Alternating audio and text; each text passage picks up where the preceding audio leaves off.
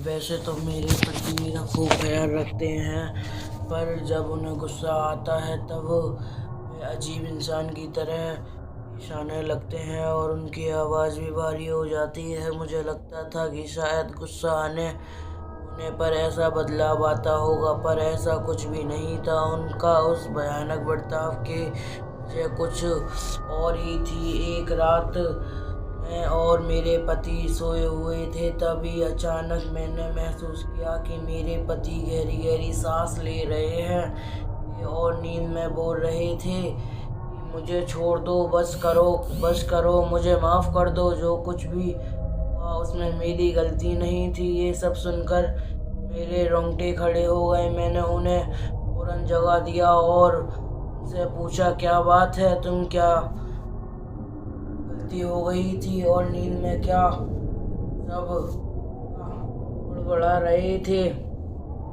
मेरे पति ने बताया, टालने की कोशिश की और वह सोने की सफाई एक्सप्रेशन दिया, सोने लगे। मैंने उनसे फिर से वही सवाल दोहराया। इस बार उन्होंने गुस्से में मुझे थप्पड़ मार दिया और ये पहली बार था जब उन्होंने मुझे पर हाथ उठाया था। उस रात मैं थक लिया कि इस राज को पता लगाऊंगी। अगले दिन सुबह मैंने अपनी सास को अपने पति की कसम देकर सारे राज उगलवा लिए। मुझे मेरी सास से मालूम पड़ा कि हमारी शादी होने से पहले मेरे पति की एक और जगह सगाई हो गई थी और 3 महीने के अंदर वह सगाई टूट गई थी। सगाई के गम में उस लड़की ने पंखे पर लटक कर आत्महत्या कर ली थी और वही लड़की प्रेत बनकर मेरे पति को सताती रहती है।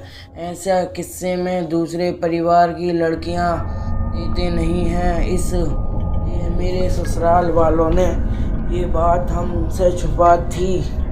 उस रात मैंने अपने पति से खूब झगड़ा किया और मैंने तलाक लेने का मन बना लिया, क्योंकि इतना बड़ा राज उसने मुझसे छुपा कर हम सबको धोखा दे दिया था। मुझे से शादी कर की उस रात करीब 3 बार मेरे पति ने मुझे जाया और अचानक मुझको कहा कि बड़े रूम से बाहर निकल कर जाओ, और वक्त उनकी आँख लाल थी और वे ऐसा मेरी ओर देख रहे थे जैसे कि मैं कोई अजनबी हूँ। मुझे पता था कि अगर मैंने इस वक्त विरोध किया तो वे मार पीट पर उतर आएंगे, इसलिए मैं चुपचाप वहाँ से बाहर ड्राइंग रूम में आ गई। मुझे नींद आनी नहीं थी, इसलिए पड़ी पड़ी सोच रही थी कि आगे का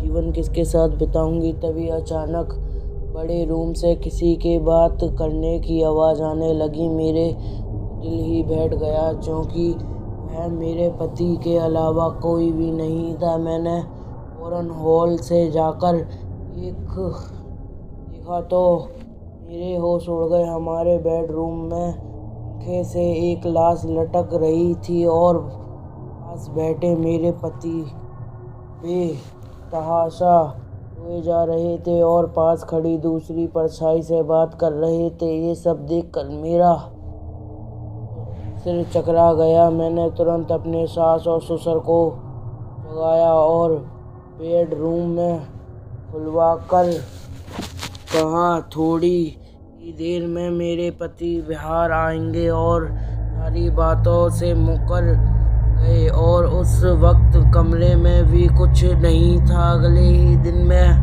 अपने माता पिता के घर गई और उन्हें सारी घटना बताई। मेरे पापा और माँ मुझे ले आए, बाबा ज्योतिष के पास गए।